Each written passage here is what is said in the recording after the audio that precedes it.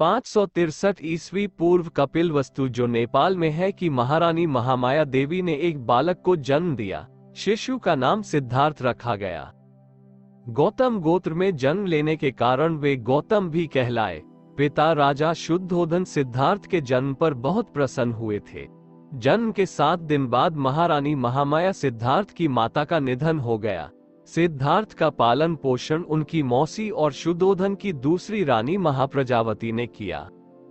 सिद्धार्थ नाम का अर्थ होता है वो जो सिद्धि प्राप्ति के लिए जन्मा हो। तभी साधु दृष्टा आसित ने ये घोषणा की कि बच्चा या तो एक महान राजा या एक महान ऋषि बनेगा। राजा शुद्धोधन ने 5वें दिन एक नामकरण समारोह आयोजित किया और 8 ब्राह्मण विद्वानों को भविष्य पढ़ने के लिए आमंत्रित किया। दोस्तों, इंटेलेक्चुअल वर्ल्ड सीरीज के दूसरे एपिसोड में आपका स्वागत है। वीडियो में आगे बढ़ने से पहले हमारे चैनल को सब्सक्राइब जरूर करें। उन सभी ने भी यही भविष्यवाणी की कि बच्चा या तो एक महान राजा या एक महान सन्यासी बनेगा। सिद्धार्थ का मन बचपन से ही करुणा और दया का स्रोत था। इसका परिचय उनके आरंभिक जीवन की अनेक घटनाओं से पता चलता है। सिद्धार्थ के चचेरे भाई देवदत्त ने जब तीर से एक हंस को घायल किया तो सिद्धार्थ ने उस हंस की सहायता की और उसके प्राणों की रक्षा की। घोड़ों की रेस में जब घोड़े दौड़ते और उनके मुंह से झाग निकलने लगता तो सिद्धार्थ उन्हें थका जानकर वहीं रोक देता और जीती हुई बाजी को हार जाता। खेल में भी सिद्धार्थ को खुद हार जाना पसंद था, क्योंकि किसी को हराना और किसी का दुखी होना उससे नहीं देखा जाता था। राजा शुद्धोधन ने सिद्धार्थ के लिए भोग विलास का भरपूर प्रबंध कर दिया ताकि सन्यासी जीवन का विचार उनके मन में कभी ना आए। 3 ऋतुओं के अनुकूल 3 सुंदर महल बनवा दिए, जहां पर नाच गान और मनोरंजन की सारी सामग्री जुटा दी गई। हर वक्त दास दासी उनकी सेवा में रहते। 16 साल की उम्र में सिद्धार्थ का कन्या यशोधरा के साथ विवाह हुआ, जिसके बाद पुत्र राहुल का जन्म हुआ। सभी सुख सुविधाओं के साथ अपने आलीशान महल में गौतम सिद्धार्थ रहने लगे। गौतम के पिता द्वारा उन्हें दुनिया की हर सुख सुविधा उपलब्ध करवाई गई। उनके पिता द्वारा की गई सभी कोशिशें भी उनको संसार में बांधकर नहीं रख सकी।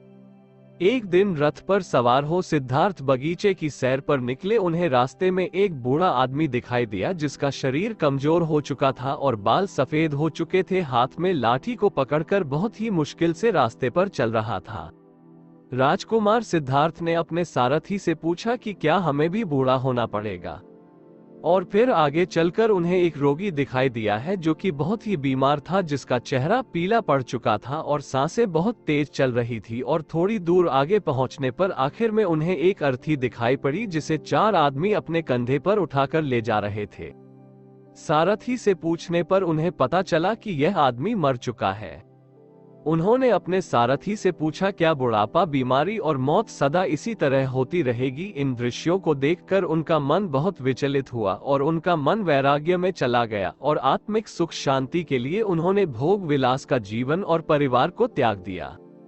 वो उरुवेला पहुंचे और वहां पर तरह तरह से तपस्या करने लगे। बहुत वर्ष साधना तपस्या करने के बाद भी उन्हें संतुष्टि नहीं हुई। वह मोक्ष की तलाश में बहुत साधु संतों के पास गए। जैसा भी उन्होंने कहा वैसा ही किया। फिर सिद्धार्थ अपने भोजन को दिन प्रतिदिन कम करते गए और आखिर में उनका आहार ना के बराबर हो गया, जिसके फलस्वरूप उनका शरीर सूखकर कांटा बन गया। 6 साल बीत जाने के बाद भी उनकी तपस्या सफल नहीं हुई। सभी प्रयास करने के बावजूद उन्हें उनके प्रश्नों के उत्तर नहीं मिले। उनका शरीर इतना कमजोर हो चुका था कि उनसे चला भी नहीं जा रहा था और सत्य की खोज किए बिना वो मरना नहीं चाहते थे। पूर्णिमा के दिन सिद्धार्थ पीपल के पेड़ के नीचे ध्यान कर रहे थे। तभी सुजाता नाम की एक लड़की वहां से खीर का थाल लेकर गुजर रही थी। जब उसकी नजर सिद्धार्थ पर पड़ी तो उसको इतना कमजोर शरीर देखकर उसको दया आ गई और वह खीर सिद्धार्थ को दे दी, जिसे खाने के बाद वह फिर से ध्यान करने बैठ गए और किसी प्रकार की इच्छा अब उनके मन में नहीं थी। वह गहरे ध्यान में उतर गए। वह सारी रात ध्यान में बैठे रहे और यही वह क्षण था जब सुबह के समय सिद्धार्थ की साधना सफल हुई और उनको सत्य का बोध हुआ और 35 वर्ष की आयु में वह बुद्ध बन गए। जिस पीपल वृक्ष के नीचे सिद्धार्थ को बोध मिला वह बोधि वृक्ष और वह स्थान बोधगया कहलाया। फिर वे काशी के पास सारनाथ पहुंचे। वहीं पर उन्होंने सर्वप्रथम धर्मोपदेश दिया और प्रथम 5 मित्रों को अपना अनुयायी बनाया और उन्हें धर्म प्रचार करने के लिए भेज दिया। बुद्ध का प्रिय शिष्य आनंद था। वो आनंद को ही संबोधित करके अपने उपदेश देते थे। बुद्ध के धर्म प्रचार से भिक्षुओं की संख्या बढ़ने लगी। बड़े बड़े राजा महाराजा भी उनके शिष्य बनने लगे। भिक्षुओं की संख्या बहुत बढ़ने पर बौद्ध संघ की स्थापना की गई। गौतम बुद्ध के अनुसार आत्मा नहीं होती जैसे दूसरे धर्मों में आत्मा और पुनर्जन्म होता है, पर बौद्ध धर्म में इसका कोई स्थान नहीं। गौतम बुद्ध कहते थे कि तुम्हारे ज्यादातर डर काल्पनिक है। भूत की चिंताएं और भविष्य की आशंकाओं में जीने की जगह भगवान बुद्ध ने अपने शिष्यों को आज के बारे में सोचने के लिए कहा। विपश्यना इसी क्षण में यानी तत्काल में जीने की कला है।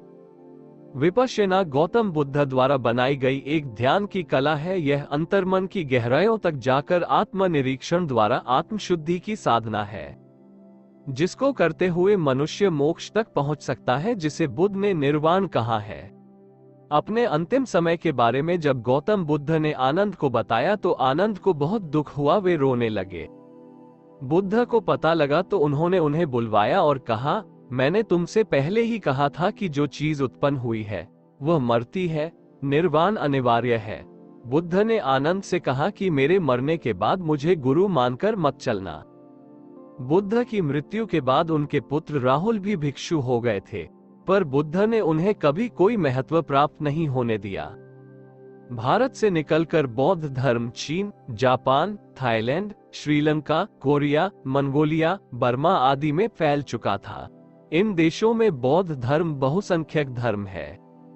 चक्रवर्ती अशोक सम्राट भी बौद्ध धर्म के अनुयायी थे। दोस्तों, कलिंगा युद्ध के बाद जब 1 लाख सैनिक मारे गए, इतनी भयंकर तबाही को देखकर वह गहरे शोक में डूब गए। इसी शोक से उबरने के लिए वह बुद्ध के उपदेशों के करीब आते गए और अंत में उन्होंने बौद्ध धर्म स्वीकार कर लिया। गौतम बुद्ध ने सभी तरह की जीव हिंसा को गलत बताया। बुद्ध के बाद भी बौद्ध धर्म दर्शन परंपरा में कई महान दार्शनिक हुए हैं, जैसे नागार्जुन, आनंद मैत्री। तो दोस्तों, बौद्धिक ज्ञान से जुड़ा यह आज का हमारा वीडियो आपको कैसा लगा, लाइक और कमेंट जरूर करना और हमारे चैनल को सब्सक्राइब करना मत भूलना। जल्द ही मिलते हैं इंटेलेक्चुअल वर्ल्ड के अगले एपिसोड में। तब तक के लिए नमस्कार।